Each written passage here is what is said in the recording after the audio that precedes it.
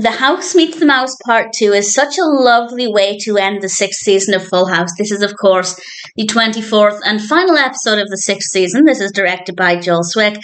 And as always, there will be spoilers from now as I go through the episode and share some thoughts. And there are some really, really beautiful moments in it. To be honest, by the end, I was a bit of an emotional mess. It's so lovely. And there's one part of it that seems a little bit unrealistic, but I don't mind it too much.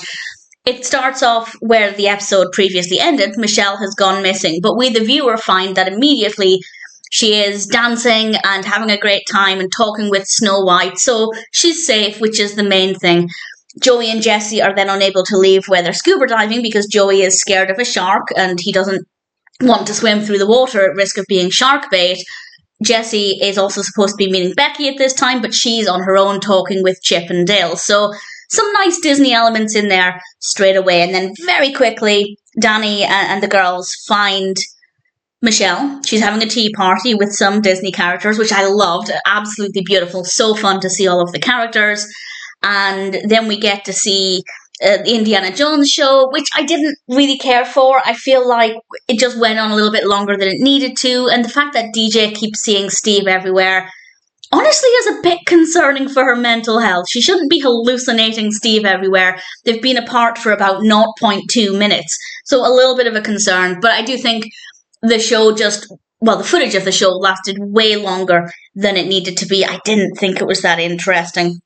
But then we get some ride footage, which I absolutely love. I adore the ride footage. They're so, so fun.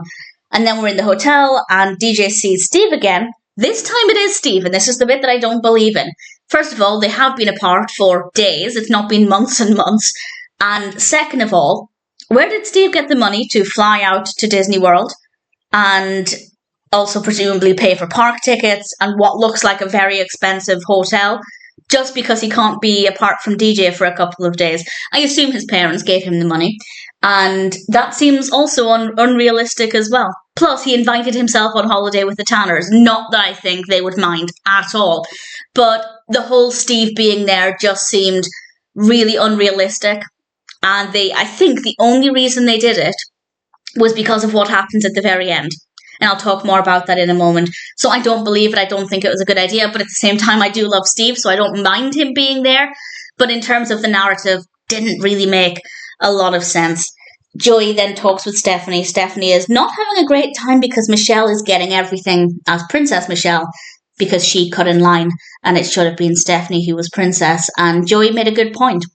He said that Stephanie is cheating herself out of a lot of fun.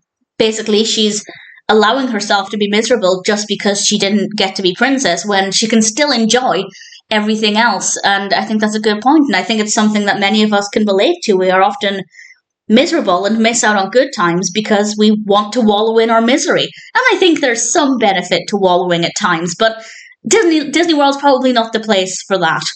And then, to her credit, Michelle does something very sweet, and she tells Stephanie that actually she wants Stephanie to ride in the parade. And Snow White, having experienced this exchange, decides to say that actually because Michelle was not a selfish princess, her whole family can ride in the parade. And then we get the parade footage and everybody's riding in the parade and it's an absolute joy and I really, really loved it. And I just think Disney parades are so fun and I've only ever been to one Disneyland. I've been to Disneyland, I've only ever seen the parade once, but I really thoroughly enjoyed it and I love watching footage of it whenever anybody uploads it to YouTube or whatever. And that was no exception here. Really had a lot of fun with it. And then Jesse and the Rippers are playing music, and then Jesse starts singing A Dream is a Wish Your Heart Makes, and that's when I started to get emotional.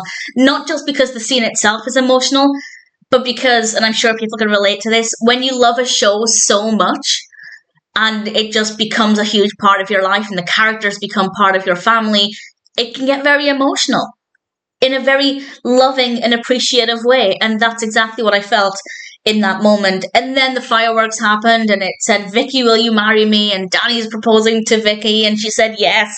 And then we get this beautiful series of expressions of love where obviously Danny and Vicky, and we have Michelle and Stephanie hugging DJ and Steve. That's why I think they brought Steve in for that one brief moment. DJ could have just looked at a picture of Steve in her purse.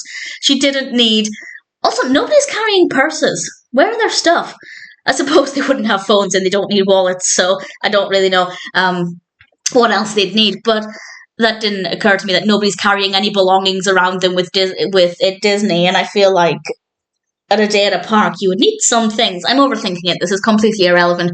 But DJ could have carried a photo of Steve on her person, and then Michelle and Stephanie hug, and Kimmy tries to hug Prince Charming, and we see Becky looking up at Jessie, and, well, it got a little bit heartbreaking because Joey's dancing with Snow White, and it kind of in that moment just highlighted.